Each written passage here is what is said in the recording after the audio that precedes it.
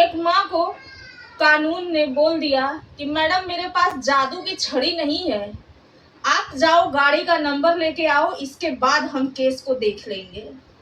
आइए, ये देहरादून 2024 16 फरवरी की कहानी मैं आप लोग के सामने लेके आई हूँ। एक माँ, एक गरीब माँ जो ब्यूटिशियन का काम करती है, पार्लर का काम करती है, चंद पैसा कमाती है, अपने एक बेटे को, एक लौता बेटे को बहुत ही दुलार प्यार से पालती है, अपना सहारा बनाती है कि मेरा बेटा बड़ा होगा तो मेरा सहारा बनेगा। लेकिन भगवान को कुछ और ही मंजूर था। 14 फरवरी 1:30 बजे रात को उस बच्चे का एक्सीडेंट हो जाता है, ऐसा उसका दोस्त बोलता है। और 1:30 बजे रात में जब वो कड़कती हुई ठंड थी, कोहरा पड़ रहा था, कुछ क्लियर नहीं दिख रहा था और बच्चे का एक्सीडेंट हो गया। एक्सीडेंट होने के बाद जो दोस्त था वो एम्बुलेंस और पुलिस को फोन करता है, लेकिन भाई साहब 45 मिनट तक ना तो पुलिस पहुंचती है ना तो एम्बुलेंस पहुंचता है। बच्चा वहां पे छटपटाता है। 45 मिनट के बाद किसी तरह से एम्बुलेंस पहुंचता है। जब एम्बुलेंस पहुंचता है, बच्चे को देहरादून के हॉस्पिटल में ले जाया जाता है और 15 तारीख को बच्चे को ऋषिकेश के हॉस्पिटल में भेज दिया जाता है। वहां जाने के बाद बच्चा अपना दम तोड़ देता है और बच्चे का उम्र महज 18 साल होता है। और 19 तारीख को वो माँ पुलिस स्टेशन जाती है। सिंगल पेरेंट्स थी, पति पहले से ही नहीं था, एक लौता बेटे का सहारा था। 45 साल का उम्र उस माँ का था। और वो जब पुलिस स्टेशन जाती है तो वहां पे एक केस दर्ज होता है, जो कि अज्ञात कोई गाड़ी वाला बच्चे को ठोक दिया, बच्चे को मार डाला, ऐसा केस दर्ज होता है। इसके बाद दिन में लोग माँ से मिलने आते हैं, दिन में माँ मिलती है और माँ का नींद चैन सब खत्म हो गया होता है, क्योंकि एक लौता सहारा चला गया होता है। पति तो पहले ही चला जाता है, पति तो रहता ही नहीं है। इसके बाद माँ जो है कि जब पुलिस स्टेशन जाती है कि साहब मेरे लाल का कुछ पता चला, कैसे एक्सीडेंट हुआ, कौन एक्सीडेंट किया, तो पुलिस वाले का जवाब क्या होता है साहब, जरा गौर से सुनिएगा, कलेजा दहल जाएगा अगर आपके अंदर इंसानियत होगी। अरे मैडम, हमारे पास कोई जादू की छड़ी नहीं है, आप जाओ और गाड़ी का नंबर लेके आओ, इसके बाद हम जो है कि देखेंगे। एक काम पुलिस का है, गाड़ी का नंबर लाना एक पुलिस का काम है। लेकिन सबको पता है कि हमारे यहाँ का कानून, हमारे यहाँ का सिस्टम कैसे काम करता है। उस माँ को नींद नहीं आती है ये बात सुन करके, और वो माँ दिन में तो लोगों से मिलती है और रात में ठीक उसी जगह 1:30 बजे रात में उसी जगह, उसी अंधेरे में, उसी कड़कती ठंड में जाके खड़ी हो जाती है।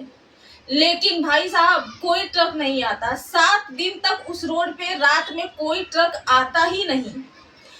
तब उस माँ का बेचैनी बढ़ता है, उस माँ को शक होता है कि कहीं हमें कहानी अलग तो नहीं बताया गया, मेरे बच्चे का एक्सीडेंट ही हुआ है या मेरे बच्चे को मार के फेंक करके यहाँ पर और कहानी बना दिया गया है। क्योंकि आजकल यारी दोस्ती में भी अक्सर ऐसा सुना जाता है, अक्सर ऐसा होता है। 7 दिन तक माँ जब वहां पे खड़ी हुई, कोई ट्रक नहीं और खून का धब्बा ऐसे ही पड़ा था, क्योंकि जब गाड़ियों का यातायात कम होता है रोड पे तो खून का धब्बा पड़ा रहता है। फिर वह माँ दर दर मारी मारी फिर रही थी। सीसीटीवी जितने लगे हुए थे सबके यहाँ जा करके मिन्नतें करके फोटो खंगालती थी, लेकिन कहीं पे कुछ क्लियर नहीं दिखता था तो कहीं का कैमरा बंद था। एक गोदाम के पास, एक गोदाम के यहाँ कैमरा लगा हुआ था, गोदाम के सामने। गोदाम में वाला दिल्ली रहता था। माँ ने उस बंदे से संपर्क किया और बोली भाई साहब हमारे साथ ऐसा ऐसा हुआ है, प्लीज आप आ जाइए। तो वो बंदा बोला कि बहन जी हम अभी नहीं आ सकते, वहाँ ठंडी में धंधा मंदा हो जाता है, इसलिए हम लोग वहाँ पे नहीं रहते। तब माँ ने मिन्नतें की कि भाई साहब हम आने जाने का किराया देंगे, प्लीज आप आ जाइए, मेरे साथ ऐसा ऐसा हादसा हुआ है, भाई साहब मेरी हालत ठीक नहीं है, मैं रात में सो नहीं पाती हूँ, मैं खाना नहीं खा पाती हूँ, मेरे बच्चे का चेहरा मेरे नजरों के सामने घूमता रहता है, मेरे बच्चे के साथ कुछ हुआ है। बेचारा आता है, लेकिन दुर्भाग्य कि उस फुटेज में भी कुछ नहीं मिलता। इसी समय ऐसे करते करते 1.5 साल बीत जाता है। 2025 में नवंबर के महीने में फाइल को बंद कर दिया जाता है। अज्ञात गाड़ी से एक्सीडेंट होने के नाम पर फाइल को बंद कर दिया जाता है। लेकिन 2026 में, तो 2026 में आज के 15 दिन पहले किसान नेता राकेश टिकैत का वहां पे आगमन होता है। शोक सभा में ऐसे ही एक बच्चे का मौत हो जाता है, जहां पर वो आते हैं और किसी कारण बस कैसे भी एक महिला भी पहुंचती है जिनका नाम ललिता है, जिनके बेटे का एक्सीडेंट हुआ है। वो पहुंचती हैं और राकेश टिकैत से मिन्नतें करती हैं, निवेदन करती हैं और सारी बातें बताती हैं। फिर इसके बाद इस कहानी में एक छोटा सा उम्मीद जागता है। वो जो है कि पुलिस प्रशासन को फोन करते हैं और बोलते हैं इस फाइल को वापस से रीओपन किया जाए और इस केस को दर्ज किया जाए और इस पे जो है कि जांच पड़ताल होनी चाहिए। तो अभी ये जांच पड़ताल ही हो रहा है।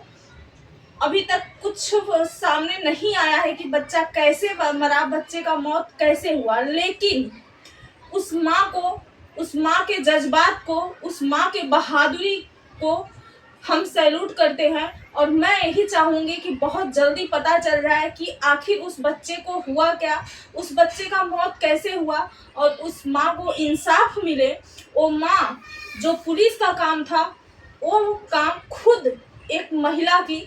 लास्ट में हम यही कहना चाहेंगे कि क्या अब जिसके घर का एक चिराग जाएगा, जिसके घर पे एक्सीडेंट होगा, मौत होगा, उसके माँ को अब जो है कि छानबीन करना होगा, डिटेक्टिव बनना होगा माँ को। मतलब पुलिस प्रशासन किस लिए है? सिर्फ सैलरी लेने के लिए है? मोटा रकम लेने के लिए है? घूसखोरी करने के लिए है? यही सब बोलने के बाद हमारे पीएम मोदी जो है कि यूट्यूबरों को भी जेल के अंदर डाल रहे हैं।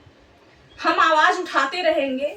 और आप लोगों की राय क्या है, आप लोग कमेंट बॉक्स में जरूर बताइएगा। और भगवान से प्रार्थना यही है कि उस माँ को इंसाफ मिले और बच्चे का मौत कैसे हुआ ये पता चले। और लास्ट में हम किसान नेता राकेश टिकैत जी को धन्यवाद करेंगे कि आप उस माँ के दर्द को समझे और केस को रीओपन कराए। हर हर महादेव, जय श्री राम।